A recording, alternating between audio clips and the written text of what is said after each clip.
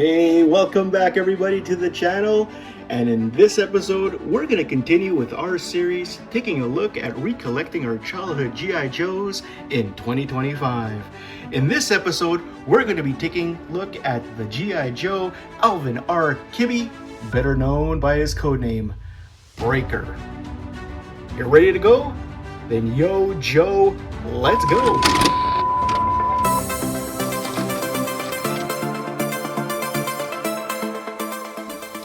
So here you have Breaker. This little guy was released in 1982. He was one of the original 13 G.I. Joes that were released that year, with another 3 Cobras that were also released that year. And he was the very first of the ARA line. And when I say ARA line, I'm referring to the acronym A Real American Hero. And this was added to the G.I. Joe line to differentiate between the G.I. Joes that had come out in the 60s and 70s. Now this fellow came out in 1982. The price range, depending where you lived, ranged anywhere from $2.50 to $4. However, if you're going to buy him today, he's going to cost you much more than that. And I've put up some comps, and that is as of today, being October the 15th of 2025. And of course, these prices vary, so you'll have to check back and forth when you're out there trying to acquire one. Now, with this particular Breaker, there was a second version as well, released in 1983. All the original G.I. Joes and Cobras were re-released back in 1983 when they gave them swivel action arms. So there's a little bend here at the bicep that allows you to swivel the figure's arms. This one is an 82. It doesn't have the swivel arm action, and therefore it's often referred to as straight arm.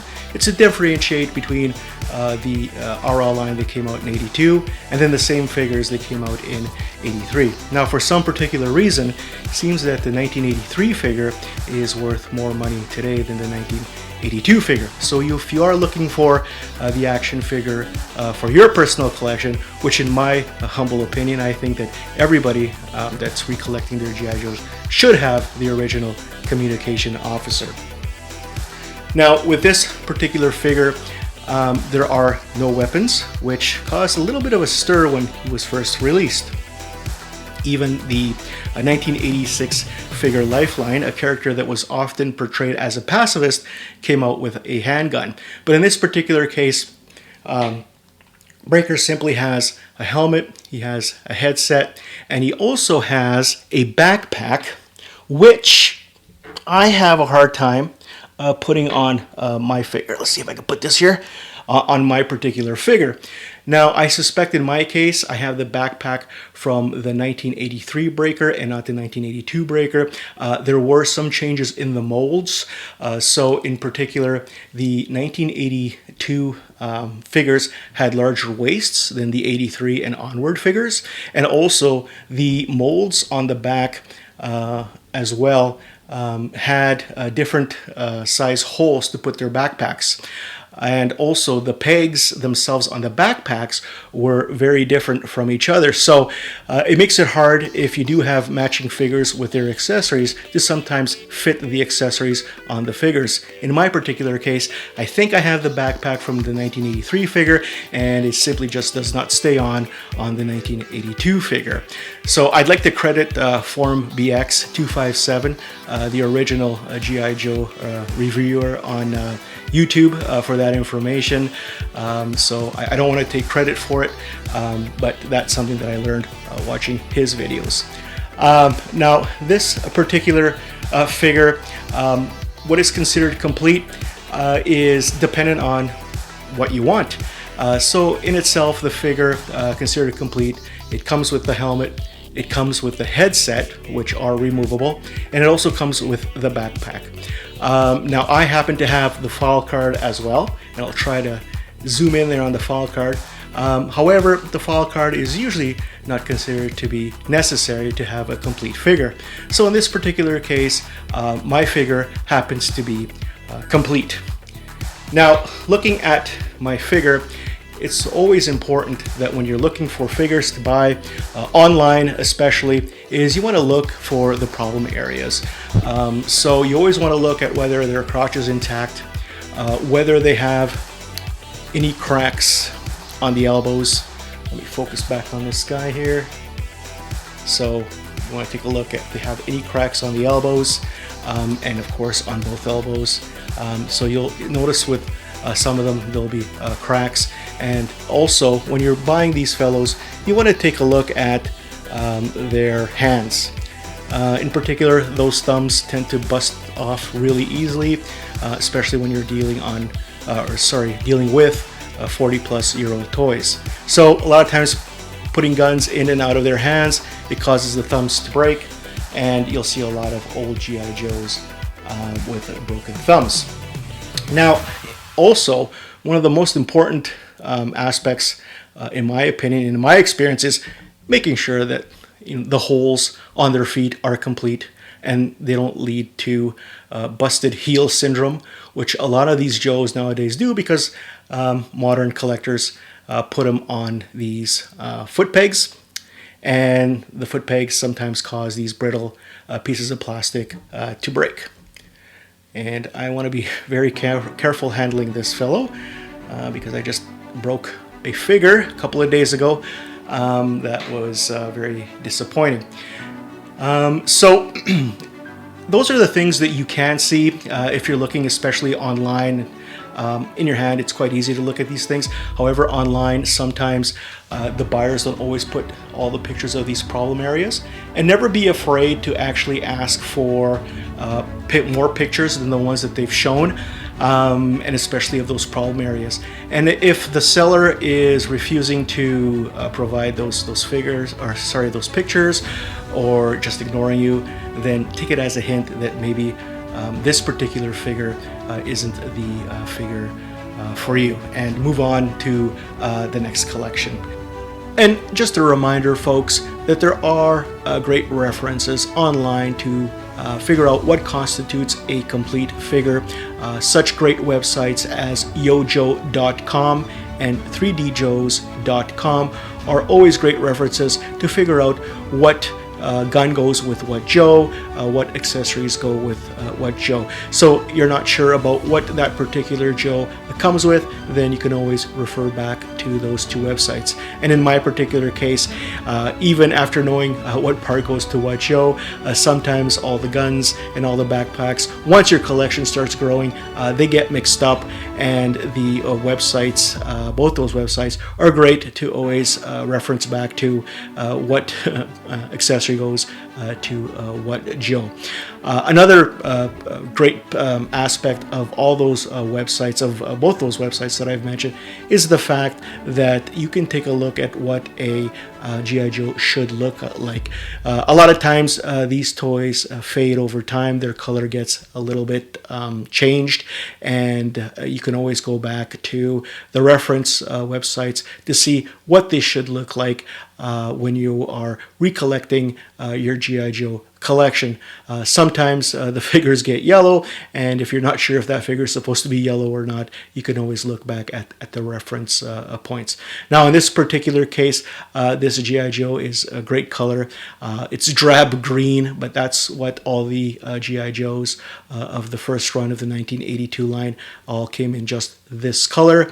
And there's no real big scratches on it, or any that I could see, and this is really a great looking figure. And again, you can always compare that to what they have on the websites, again, using as a reference point. Now, some of the things that you won't be able to see when you're shopping online is what's inside the figure. You won't be able to tell if the joints are loose or not.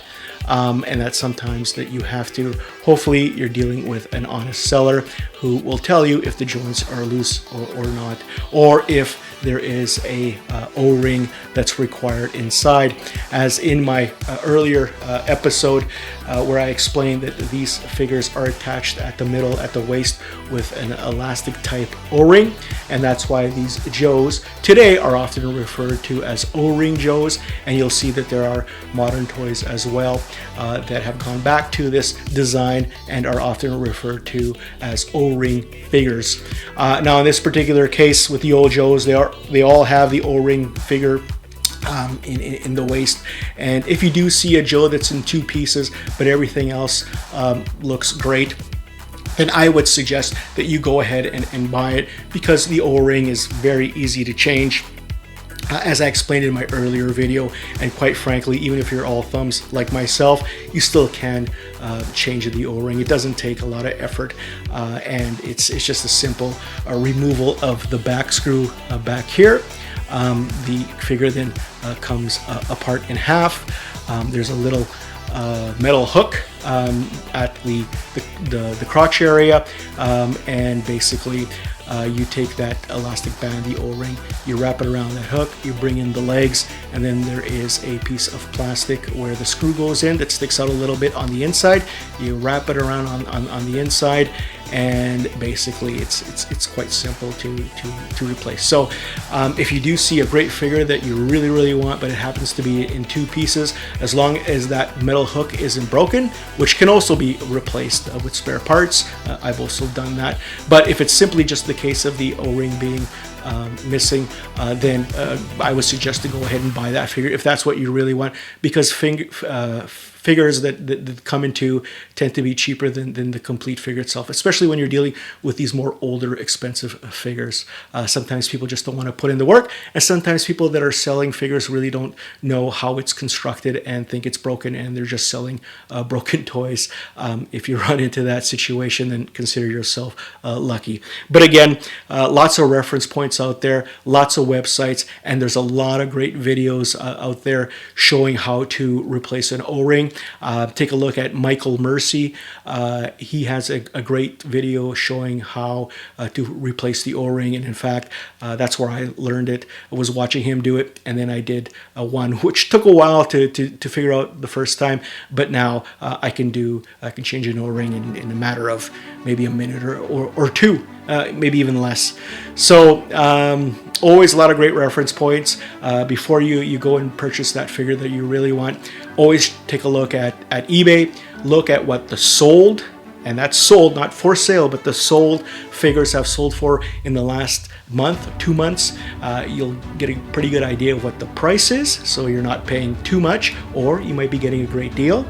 And always take a look at the websites of either yojo.com or 3djoes.com, so that you can, if you're not sure about what accessories come with what figure, you'll know what a complete figure is, and you'll know what the figure should look like.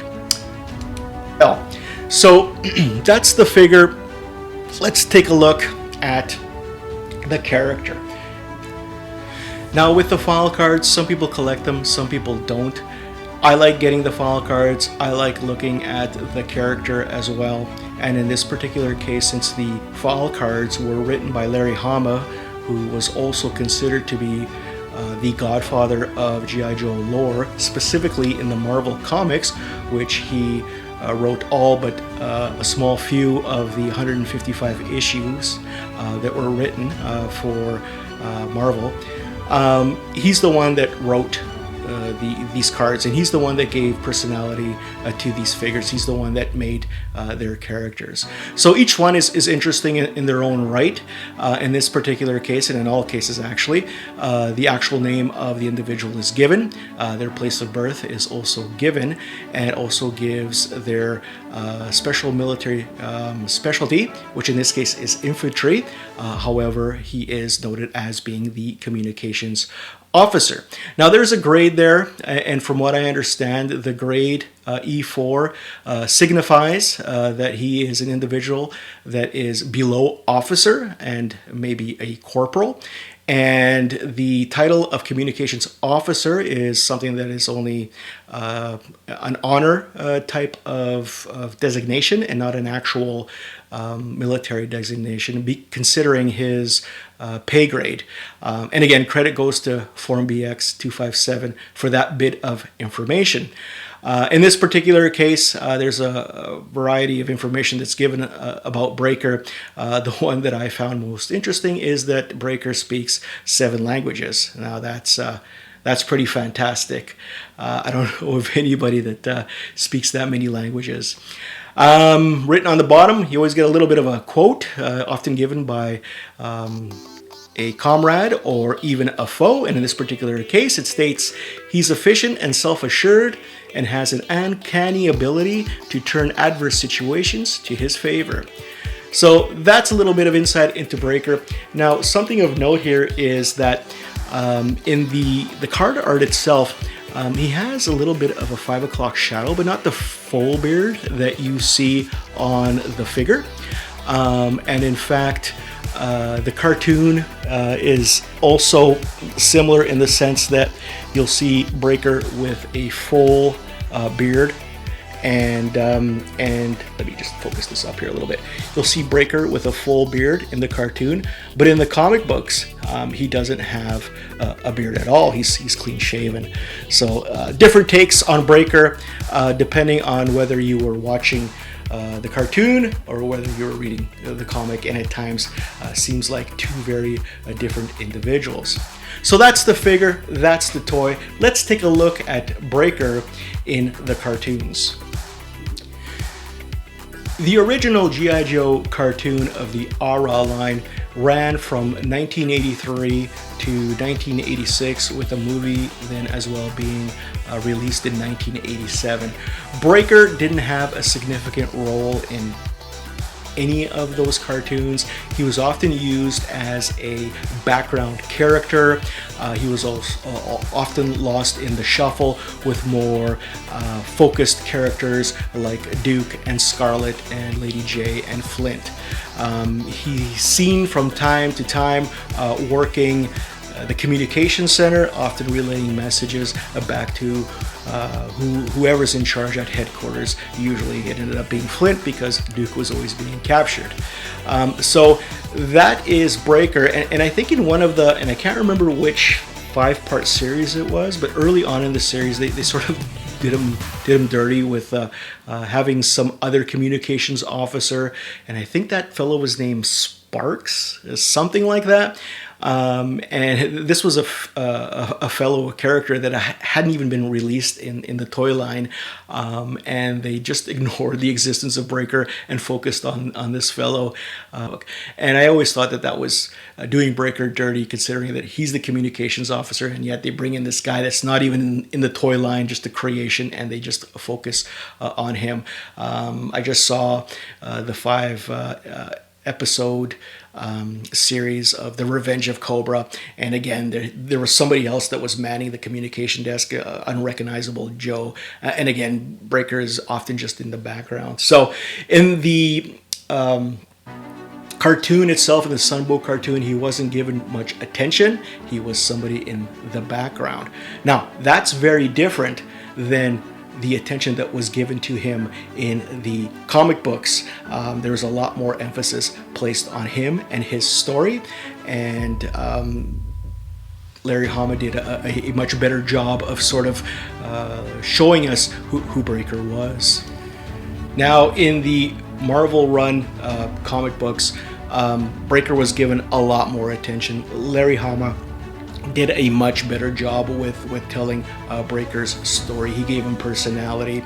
He gave him the ability to be one of the focus of G.I. Joes, and he was often seen as always chewing bubblegum and blowing bubbles. And in fact, in the modern version of the classified figures which came out, which are 6-inch figures that came out, Breaker was given a head sculpt with a big bubblegum bubble being blown out of his mouth, because that was more part of his personality. Breaker just didn't operate the communication centers. Breaker also piloted a lot of vehicles as well for G.I. Joe.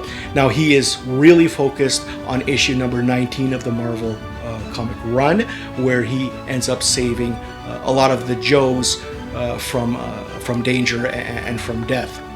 Unfortunately, his time, however, came up, and in issue number 109, Breaker, with among many other G.I. Joes, were killed off in the comic book, and came to a tragic end in a battle with Cobra, and in particular a very bad Saw Viper that ended up killing Breaker and the rest of the Joes.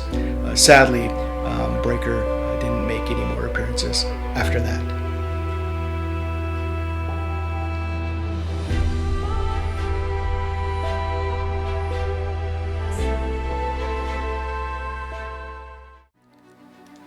So what is the legacy of Breaker? Well, it really depends on how you were introduced to the character as a child. If you were introduced to Breaker through the toy line, then you're going to think of him as being one of the original Joes, one of the important members of the crew. And even perhaps, based on the original commercial for the original 13 Joes, you might even think of him as being the leader of G.I. Joe. If, however, you were introduced to Breaker through the Sunbow cartoons, then you're simply going to see him as somebody being in the background, somebody that doesn't do a lot of the fighting, sits mostly at the communications desk, relaying important information back to the more important G.I. Joes. If, however, your introduction to Breaker was that of the Marvel comic run, then you'll see Breaker as being a fellow with a lot of personality, a cool cat who sits back chewing his gum, blowing his bubbles. But when time comes, he can fight just as tough and as hard as any of the toughest G.I. Joes. So what's his legacy? Well, it really all depends on how you first encountered Breaker in your childhood. Well, folks, that's the story of Breaker. Let me know in the comment section if you had this figure. Let me know if you are going to collect this figure. Let me know if you have this figure. Let me know if you have the classified figure of Breaker. I don't, and I might get him after doing this review. Anyways, let me know in the comments. Also, if you want me to review another figure in a later episode, then let me know what figure you'd like me to review in the comments. So until next time, folks, as always, thanks for watching and happy memory hunting.